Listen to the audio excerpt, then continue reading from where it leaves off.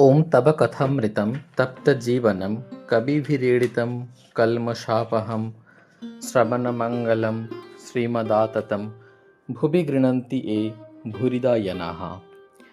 বেলঘরে গ্রামে গোবিন্দ মুখোপাধ্যায়ের বাটিতে শ্রীরামকৃষ্ণ, নরেন্দ্র প্রভৃতি ভক্ত সঙ্গে কীর্তনানন্দে।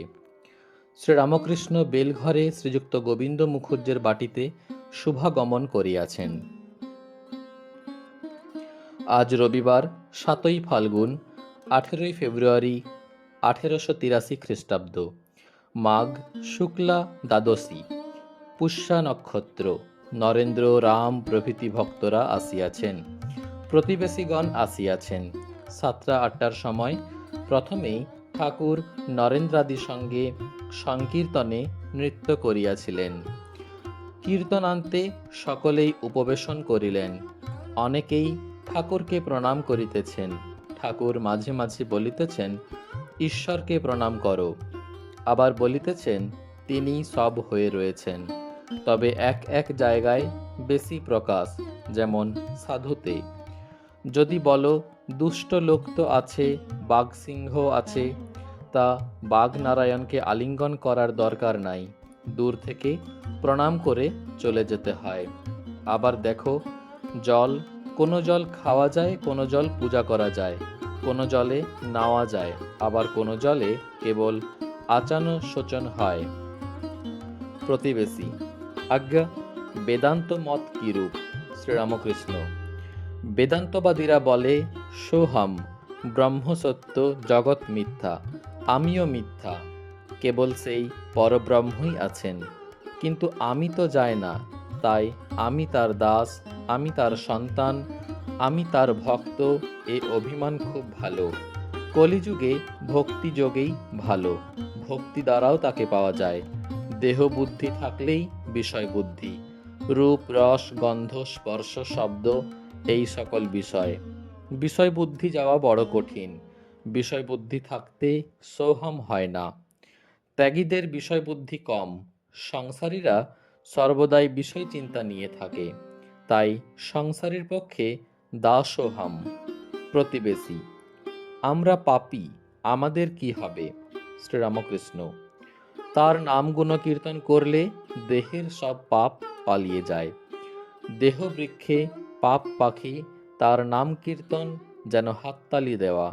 হাততালি দিলে যেমন বৃক্ষের উপরের পাখি সব পালায়, তেমনি সব পাপ তার নাম গুণকীর্তনে চলে যায়। আবার দেখো, মেঠো পুকুরের জল সূর্যের তাপে আপনা আপনি শুকিয়ে যায়, তেমনি তার নাম গুণকীর্তনে পাপ পুষ্করিণীর জল আপনা আপনি শুকিয়ে যায়। রোজ অভ্যাস করতে হয়। সার্কাসে দেখে এলাম, ঘোড়া দৌড়ুচ্ছে, তার উপর বিবি এক পায়ে দাঁড়িয়ে রয়েছে। কত অভ্যাসে ওইটি হয়েছে, আর তাকে দেখবার জন্য অন্তত একবার করে কাঁদো।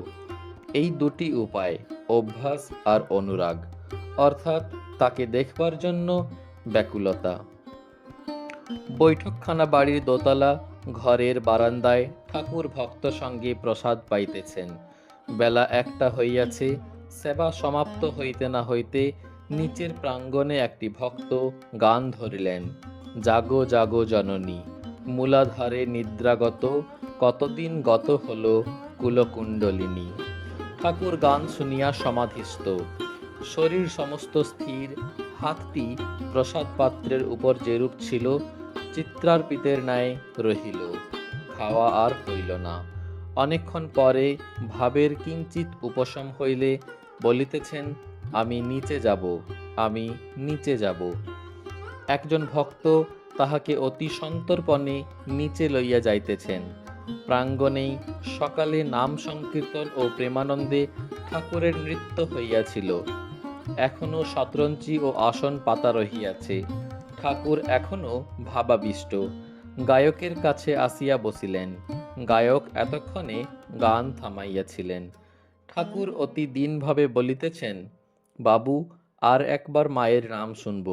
গায়ক আবার গান গাহিতেছেন, জাগো জাগো জননী, মূলাধারে নিদ্রাগত, কতদিন গত হল কুলকুণ্ডলিনী। সকার্য সাধনে চলমা শিরোমধ্যে পরম শিব যথা সহস্র দলপদ্মে করি শতচক্র ভেদ। মাগো ঘুচাও মনের খেদ চৈতন্য রূপিণী। গান শুনিতে শুনিতে ঠাকুর আবার ভাবাবিষ্ট। ওম নিরঞ্জনং নিত্যমনন্তরূপং ভক্তানুকম্পাধৃত বিগ্রহং বৈ ঈশাবতারং পরমেশমিড্ডং তং রামকৃষ্ণং শিরসা নমামः।